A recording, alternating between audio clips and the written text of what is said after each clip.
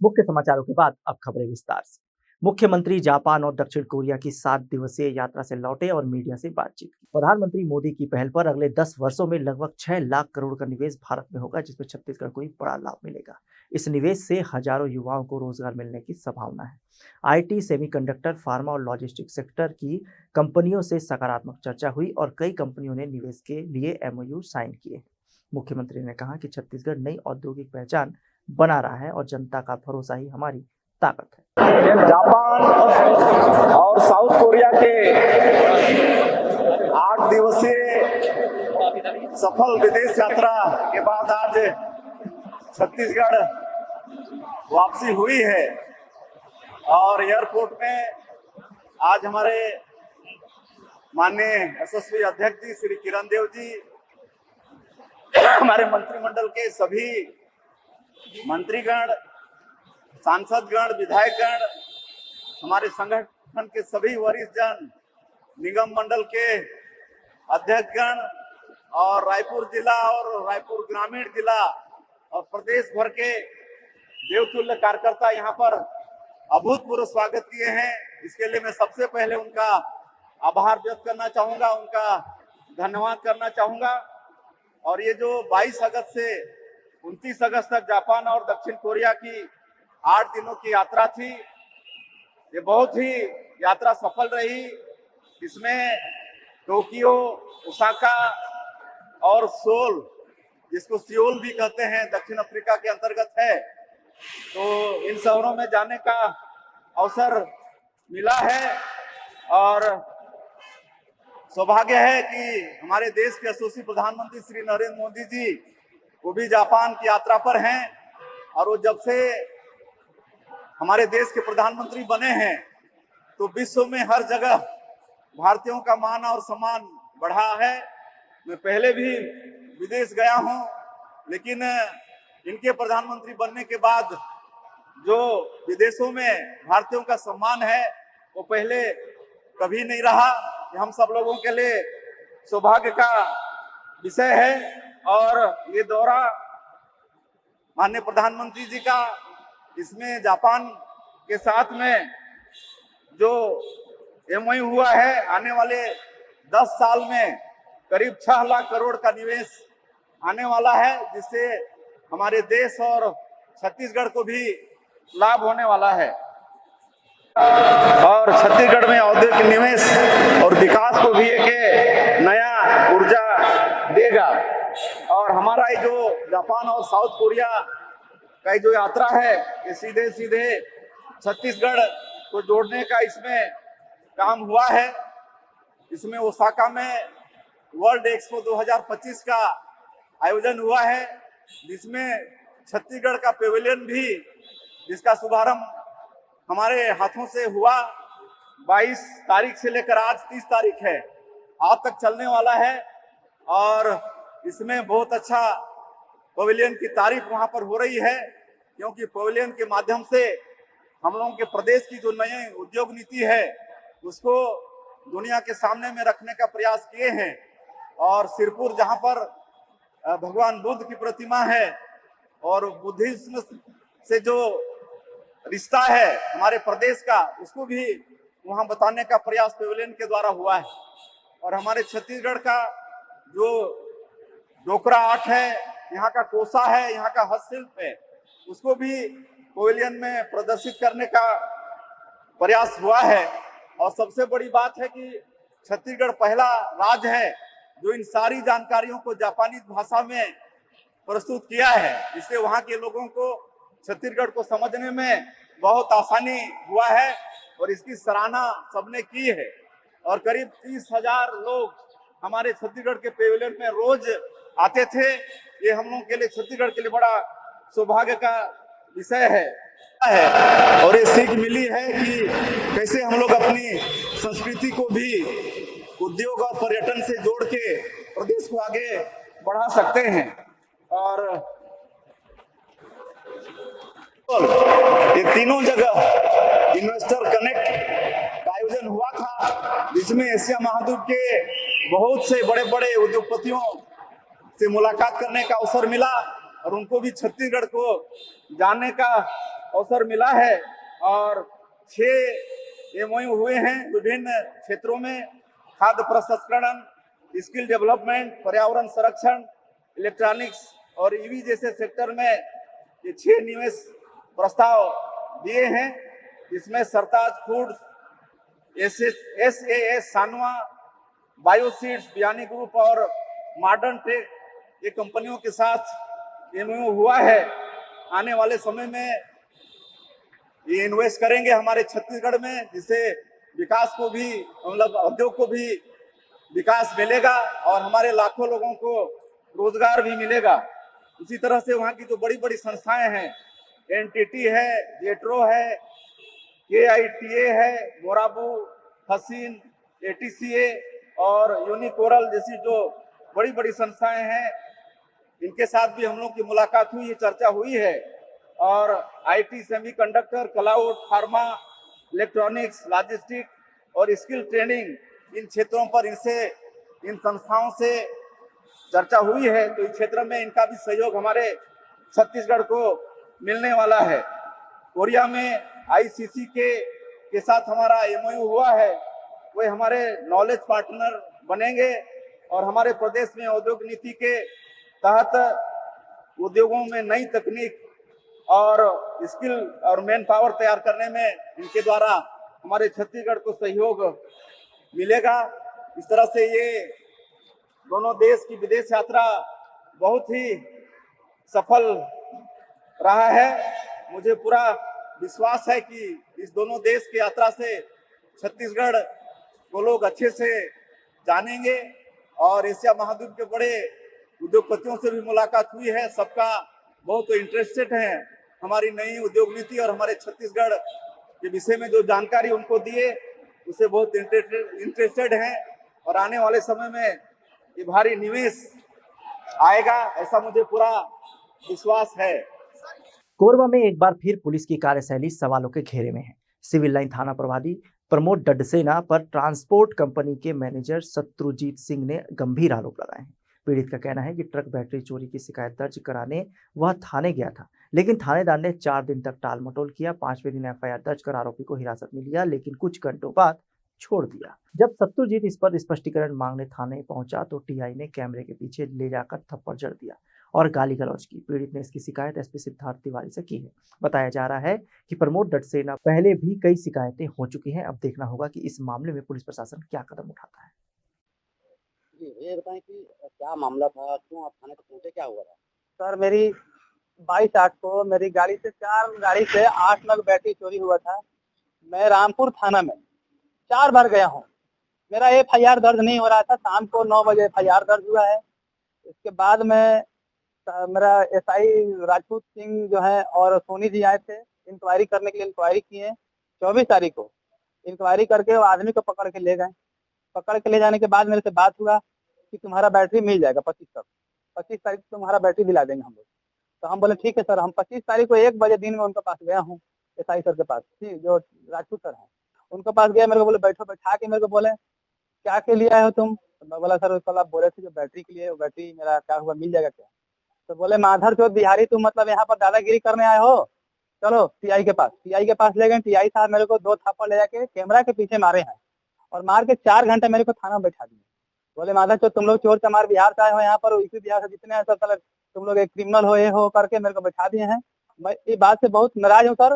मेरा बैटरी भी मिलना चाहिए और जो मेरे को मारे हैं उनका मेरे को जो भी है मतलब हमसे माफी मांगे, तभी मैं मानूंगा सर किसी को, नहीं तो मैं आगे तक बात ले जाऊंगा। अभी आप किसको शिकायत किए मामले की? मैं SP सर के पास में कार्यालय में जाके अपना लेटर दे दिया हूँ। अभी तक उनके पास कोई कार्रवाई नहीं हुई है। क्या चाहते हैं आप? मैं चाहता हूँ उसके ऊपर कार्रवाई हो और मेरा बैटरी मिले। मैं यही कहना चाहता हूँ। पुलिस की आमतौर पर पुलिस लोगों की मदद के लिए रहती है, लेकिन पुलिस की जो बर्ताव था कैसा आप उस टाइम लगा? बहुत सर गंदा बर्ताव किए हैं। हमारे बिहार का और छत्तीसगढ़ के पुलिस में मतलब बहुत बर्ताव कर रहे हैं। ये मतलब इंग्लैंड से थोड़ी आए, हम लोग भी इंडिया के हैं ना, हम लोग भी इंडिया से आए हैं, वो भी इंडिया के हैं। ऐसे गाली दे रहे हैं, गुस्सा दे रहे हैं, माधव चौथ बिहारी बोल रहे हैं और बोल रहे हैं कि 3 साल से तुम मेरे को आ नहीं रहे ऑफिस में, मतलब खाना नहीं मिलने आ रहा हो, मतलब 3 साल से काम कर रहे हो, तुम लोग मिलने नहीं आ रहे मेरे से। बताइए सर, 3 साल से मैं उनको प्रसादी क्या दूं? मेरे को 20,000 की नौकरी करता हूँ, तो मैं उनको क्या दूं जाके? बताइए सर। 3 साल से मैं नौकरी कर रहा हूँ, अपना 20,000 का बाल बच्चे पाल रहा हूँ 20,000 कमा के, और मेरे को बोला तू 3 साल से कहाँ था, तू मेरे पास नहीं आया मिलने के लिए। मतलब प्रमोद दरसेना सर, प्रमोद दरसेना बोले 3 साल से तू कहाँ था, जब चोरी हुआ तो मेरे पास तुम आ रहे हो, जब चोरी नहीं हुआ था तो उससे पहले तू कहाँ था। क्या मतलब है इसका 3 साल से मतलब हमको प्रसाद नहीं दे रहे हो तुम इधर काम कर रहे हो, मेरे को प्रसाद नहीं दे रहे हो, तो मैं क्या कर सकता हूँ बताइए। प्रसाद पैसा मांग रहे हैं और क्या मांगिए। जब चोर को ले गए, चोर को छोड़ दिया 2 घंटे के बाद और मेरे को बोल रहे मारे चोर भाग बिहार यहाँ से, और गाली दे रहे अपमान कर रहे बिहार को हमारा, तो सर क्या कर सकते हैं बताइए। और क्या हुआ पता चला है कि आपको जो वाहन लेके गए थे उसको भी चलाना। हाँ, मेरा वाहन था, वाहन का ड्राइवर का मेरे पास मोबाइल में उसका लाइसेंस है, बोल रहा है कि नहीं उसका लाइसेंस हम नहीं मान सकते, तुम्हारे ओरिजिनल लाइसेंस होना चाहिए और पीला पट्टी है, ऐसे करके मेरे को 1600 रुपये चालान काट दिया सर। क्या चालान काटने का क्या उद्देश्य क्या है? कुछ उद्देश्य नहीं है, वो जबरदस्ती मेरे को बिहारी बोल के चालान काट रहे हैं।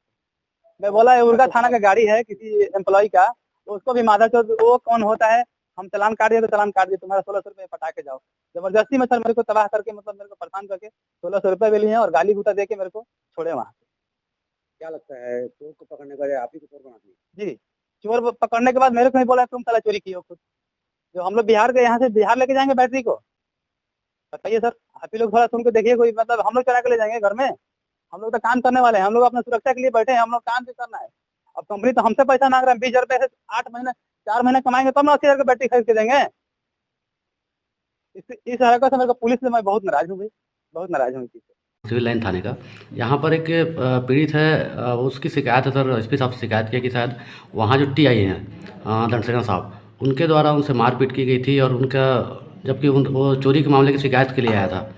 इसमें कुछ जांच हुई सर, क्या पता चल पाया? जो भी आवेदन मिलते हैं उसके अनुसार वैधानिक कार्रवाई की जाती है। किसी भी प्रकार की शिकायत हो पुलिस अपना काम करेगी। इसमें किस तरीके से जाँच की जा रही है सर इस मामले में? देखिए अभी आवेदन प्राप्त हुआ है तो उसके आधार पर आगे कार्रवाई की जाएगी। कोरिया जिला मुख्यालय में पुलिस अधीक्षक कार्यालय निर्माण के लिए शासकीय रामानुज प्रताप स्नातकोत्तर महाविद्यालय की भूमि दिए जाने पर विवाद खड़ा हो गया है। 27 अगस्त को हुए भूमि पूजन के बाद से ही छात्र और प्राचार्य MC हिमधर विरोध जता रहे हैं। प्राचार्य ने मुख्यमंत्री और कलेक्टर को पत्र लिखकर जमीन आवंटन रोकने की मांग की है। उनका कहना है कि इसी भवन में 8 कक्षाएं संचालित है, जिससे कॉलेज संचालन प्रभावित होगा। वहीं बड़ी संख्या में छात्र कलेक्टर कार्यालय पहुंचे और विरोध जताते हुए भूमि हस्तांतरण पर पुनर्विचार की मांग की। छात्रों का कहना है कि इससे उनकी पढ़ाई बाधित होगी। आकाश सिंह है, मैं शासकीय रामानुज प्रताप सिंह का पुराना विद्यार्थी हूँ और अभी विद्यार्थी परिषद में छात्र नेता के रूप में काम कर रहा हूँ। क्या है कि यहाँ SP ऑफिस जो बन रहा है इसलिए विरोध है क्योंकि 144 धारा लग जाती है, कोई प्रशासनिक कार्यालय बनता है और कॉलेजेस में NOP 2020 के बाद स्किल डेवलपमेंट के तहत सिंगिंग, डांसिंग, ऐसे बहुत सारे कार्यक्रम हैं, नुक्कड़ हैं जिसमें साउंड कोलाहल की आवश्यकता पड़ती है। वैसे कार्यक्रम संचालित हो रही हैं महाविद्यालय में। अगर SP ऑफिस बन जाता है तो विद्यार्थियों के लिए ये सब प्रतिबंधित हो जाएगा क्योंकि 144 की धारा लगती है, 100 मीटर के दायरे से बाहर ही ये सब कार्यक्रम हो सकते हैं और ऐसे में फिर कार्यक्रम में बाधा उत्पन्न होगी और जो पढ़ाई में बाधा उत्पन्न होगी। अभी तो ये छोटा सा जगह दिख रहा है आप लोगों को और इनके पास पार्किंग की आवश्यकता नहीं होगी तो हमारे ग्राउंड में कब्जा करेंगे साथ में उसमें भी, और उसमें अभी तो हमारे पास खुद पार्किंग के लिए जगह नहीं है, इनकी जगह कहाँ से मिले। और ये जो ज़मीन है, पूर्व में यहाँ महाविद्यालय प्रशासन का संचालन होता था, महाविद्यालय लगते थे और अभी भी उस पुराने बिल्डिंग में 8 क्लासेस चल रहे हैं, 8 क्लासेस चल रहे हैं और वो क्लासेस अभी अल्टीमेट बोल रहे हैं कि सुबह 2 पाली में लगा लीजिए। और जो रामगढ़ के बच्चे आते हैं, सोनाथ के बच्चे आ रहे हैं, बचरापौड़ी के बच्चे आ रहे हैं और नागपुर के बच्चे आ रहे हैं, सुबह 7 बजे कैसे आएंगे? मैं तो ये समस्या सोच रहा हूँ। सुबह 7 बजे आएंगे, 11 बजे जाएंगे। शिक्षक के पास भी इतना समय थोड़ी है कि वो सुबह 7 बजे से लगेगा और शाम को 6 बजे तक पढ़ाएगा लगातार, तो उनकी स्वास्थ्य की भी देखना पड़ेगा ना। और बच्चे जो 30 किलोमीटर 35 किलोमीटर से जो बच्चे आ रहे हैं वो सुबह 7 बजे कैसे पहुंचेंगे? और सुबह 7 बजे पहुंच भी गएंगे तो उनकी जो आने जाने का खर्च कैसे करेंगे? क्योंकि यहाँ तो बड़े बड़े घर के लोग बच्चे पढ़ नहीं रहे हैं इस महाविद्यालय में, छोटे छोटे जो मजदूर परिवार के लोग हैं वो पढ़ रहे हैं। और मैं इस समस्या को देखते हुए हम इस चीज़ का विरोध करें। हम विरोध नहीं करें, हमारा बोलना है कि ये महाविद्यालय के जो बिल्डिंग है, के जो परिसर है, इससे बाहर इसको बनाया जाए या दूसरे शांतिपूर्ण तरीके से बनाया जाए। ये शांतिपूर्ण जगह नहीं है क्योंकि आए दिन कुछ ना कुछ कार्यक्रम होते ही रहते हैं। मैं अखिल भारतीय विद्यार्थी परिषद जिला कोरिया का जिला संयोजक का दायित्व निर्वहन कर रहा हूँ।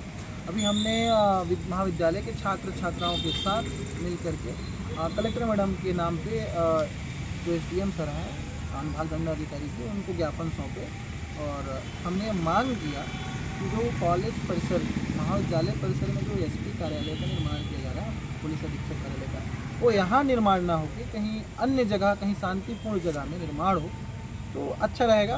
बच्चों के मतलब जो शिक्षा व्यवस्था है उसका शांतिपूर्ण यहाँ पे संचालित होगी। और अपन चाह रहे हैं कि जो विद्यालय है, मतलब विद्यालय परिसर है, परिसर में शिक्षण संस्थान जैसी चीज़ें बने, जैसे अपन चाह रहे हैं लॉ कॉलेज का कुछ बने, लॉ कॉलेज के लिए यहाँ पे अपन क्लासेस चालू करना चाह रहे हैं। और जो हमारी बिल्डिंग है, पुरानी बिल्डिंग है, तो अपन आने वाले भविष्य में जब नया बिल्डिंग बनेगा तो कॉलेज के पास खुद की भूमि है ही नहीं, तो अपन संचालित क्या करेंगे। मांग पूरी नहीं होने पर क्या करेंगे? मांग पूरी नहीं होने पर हम महाविद्यालय के छात्र छात्राओं और विद्यार्थी परिषद के पूरे कार्यकर्ताओं और गर्ल्स कॉलेज के जो बहनें हैं उनके साथ मिल करके 5 दिवस के भीतर हमने बोला है, हमारी अगर मांग पूरी नहीं होती है, आप इस जो एसपी कार्यालय का यहाँ पे आप बनवा रहे हैं उसको कहीं और अन्यत्र कहीं शांतिपूर्ण जगह पे नहीं करेंगे तो हम उग्र आंदोलन करेंगे और इसकी संपूर्ण जिम्मेदारी जिला प्रशासन की होगी और उग्र आंदोलन।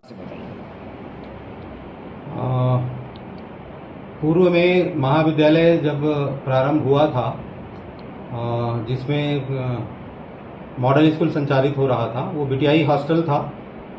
महाविद्यालय वहीं से प्रारंभ हुआ था। बाद में 1994 में जब ये नई भवन बनी तो महाविद्यालय हमारा इस नए भवन में शिफ्ट हुआ और मॉडल स्कूल जब खोला गया तो उस बीटीआई हॉस्टल में मॉडल स्कूल संचालित हो रहा था।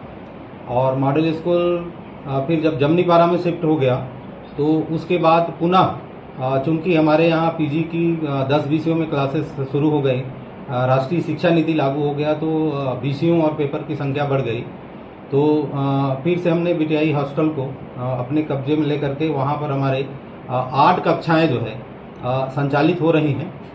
और फिर जिला प्रशासन के द्वारा उस बीटीआई हॉस्टल को और सामने जो खाली ज़मीन है उसको पुलिस अधीक्षक कार्यालय के लिए अलॉट कर दिया गया है। और इसकी जानकारी जैसे ही मुझे हुई मैं मौखिक रूप से भी कलेक्टर महोदया से मुलाकात किया और लिखित में भी दिया कि चूंकि उस बीटीआई हॉस्टल में हमारे पीजी के 8 कक्षाएं संचालित हो रही हैं और उसको पुलिस अधीक्षक कार्यालय के लिए ना दिया जाए, हमको कॉलेज को यही दिया जाए।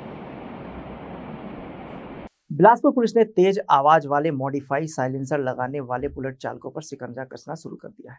सिविल लाइन थाना क्षेत्र के तालापारा मरीमा इलाके में सरप्राइज चेकिंग अभियान चलाकर पुलिस ने 2 बुलेट चालकों को पकड़ा, जिनकी बाइक से पटाखे जैसी आवाज निकल रही थी। दोनों पर 15,000 रुपए का जुर्माना लगाया गया है। पुलिस ने अपील की है कि मॉडिफाई साइलेंसर लगाकर वाहन न चलाएं, क्योंकि इससे न सिर्फ यातायात नियमों का उल्लंघन होता है बल्कि तेज आवाज से लोगों को परेशानी और सड़क हादसे की आशंका बढ़ जाती है। जी सर, बताएंगे। सरप्राइज चेकिंग दौरान तालापारा मरीमाई में 2 युवक बुलेट में जो मॉडिफाई साइलेंसर लगाकर पटाखे की आवाज़ में चला रहे थे, जिन्हें पकड़ा गया, जिनके विरुद्ध इम्पीट की कार्रवाई कर न्यायालय पेश की गई है, जिन्हें दोनों युवकों को 7,500 कुल 15,000 का जुर्माना किया गया है। बिलासपुर में ध्वनि प्रदूषण रोकने की कार्रवाई से नाराज डीजे यूनियन संघ के सदस्य बड़ी संख्या में कुन्हेर गार्डन में एकत्र हुए और डिप्टी सीएम अरुण साहू से मुलाकात की। संघ ने कहा कि अब वाहनों में छोटे आकार के 8 फीट के साउंड सेटअप लगाए जा रहे हैं, जबकि पहले 20-22 फीट के बड़े सेटअप होते थे, जिससे यातायात बाधित होता था। डीजे संचालकों का कहना है कि उनकी आजीविका इसी पर निर्भर है, यदि डीजे बंद हुए तो परिवार का भरण पोषण कठिन हो जाएगा। उन्होंने गणेश चतुर्थी में डीजे बजाने की अनुमति की मांग की और चेतावनी दी कि मांगे पूरी न होने पर आंदोलन करेंगे। नमस्कार, मैं तरुण पाटले मुंगेली से। हमारा जो रोजी रोटी डीजे का साधन है, लाखों करोड़ों रुपए से डीजे खरीदे हुए हैं और यही हमारा जीवन पर्यंत आजीविका का साधन है। तो हम शासन प्रशासन से एक ही निवेदन करना चाहता हूं, छत्तीसगढ़ सरकार से, कि हमारा रोजी रोटी को देखते हुए हमारे बाल बच्चे हैं, लाखों लोग डीजे वाले हैं, तो छोटा रूप में पहले बड़ा बड़ा सेटअप चलता था, उसको हम लोग छोटा सा करके 8 फीट और हाइट 10-12 फीट के अनुसार में काम करेंगे। यह काम करने की अनुमति पूरी छत्तीसगढ़ में दी जाए। धन्यवाद। छत्तीसगढ़ साउंड यूनियन से आए हुए हैं, जो कि पूर्व में भी पूर्व शासनकाल कांग्रेस के द्वारा भी गणेश उत्सव, दुर्गा उत्सव में हमारी धार्मिक आस्थाओं में जैसे कि डीजे बजाते हैं और उसमें भी बैन लगाया गया। आज भाजपा सरकार है, उसमें भी बैन लगा दिया गया है। हमारा भी रोजगार सभी की तरह चालू होना चाहिए। कोर्ट बोलते हैं कि ध्वनि प्रदूषण, पुलिस प्रशासन बोलते हैं कि ध्वनि प्रदूषण के चलते हमारे व्यापारी भाई को कभी अंदर कर देते हैं, कभी फाइन अनाप शनाप लेते हैं। हम भी एक व्यापारी है, हमारा भी रोजगार चलना चाहिए। ध्वनि प्रदूषण के साथ साथ देश में कितने प्रकार के पॉल्यूशन है कि नहीं। लोग आज शराब पी करके जगह जगह एक्सीडेंट हो रहे हैं। आज फैक्ट्रियों से गंदा पानी नदी में जा रहा है, तालाब में जा रहा है। आज वायु प्रदूषण हो रहा है, उसमें बैन क्यों नहीं लगा रहे हैं। आज एक छोटे व्यापारी साउंड वाले के ऊपर जो एक खुशी के पल को डबल करते हैं, उसके ऊपर आज बैन लगाने की जो सरकार है या कोर्ट का आदेश है, यह गलत है। उसी के लिए हम लोग माननीय उप मुख्यमंत्री जी से हम लोग मुलाकात करने आए हैं, उनसे चर्चा करने की हमारे भी रोजी रोटी का सवाल है, हमको भी डीजे बजाने की अनुमति दे। आपका परिचय दें। मेरा नाम संजय सिंह राजपूत। यहाँ बिलासपुर जिले से और मुंगेली जिले से आए हुए सभी साउंड यूनियन के सदस्य हैं। ये आज केवल मालिक आए हैं और सभी हर साल जैसे हिंदू पर्व ही आता है तो पुलिस प्रशासन को, कोर्ट को ये दिखता है कि ध्वनि प्रदूषण हो रहा है और बैन लगा दिया जाता है। ये पूर्ण रूप से गलत है और जिस प्रकार से बैन का जो प्रक्रिया चलता है, पुलिस प्रशासन केवल ये बोलती है कि आप किसी प्रकार से गाड़ी में लगा नहीं सकते। एक रूप होता है, रूपरेखा तैयार कर दिया जाए हमारे लिए और उसके अनुरूप हम लोग काम करेंगे। जैसे पहले के हमारा जो सिस्टम था वो चौड़ाई के रूप में 15 से 20 फीट जाता था, उसको हम सीमित करके अपना पूरे प्रदेश स्तर में 8 फीट ले आए हैं। तो आप भी देखेंगे ट्रैफिक व्यवस्था को देख के कहाँ 15-20 फीट और कहाँ 8 फीट, तो बहुत अंतर है। इसलिए हम, और टाइमिंग तो 10 बजे रात्रि तक है, जिसमें किसी जिले में झांकी का पर्व होता है जो प्रशासन की तरफ से रहेगा, उसके हिसाब से नाइट में वहाँ काम होगा। बाकी हम लोग रात्रि 10 बजे तक काम करने के लिए परमिशन की अनुमति चाहते हैं। पूर्व में हम लोग रायपुर में श्री अरुण साहू जी से मिले, उसके और पहले चरण दास महान जी से भी मिले। हमको केवल आश्वासन दिया गया, उसके आगे कुछ नहीं हुआ।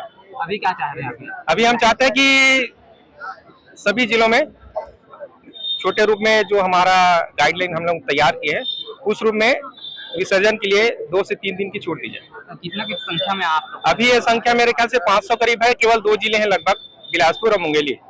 यदि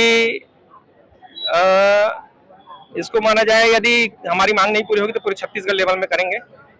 तो हाँ, धरना प्रदर्शन। आज के बुलेटिन में बस इतना ही। मुझे दीजिए इजाजत। देखते रहिए हॉर्नबिल टीवी।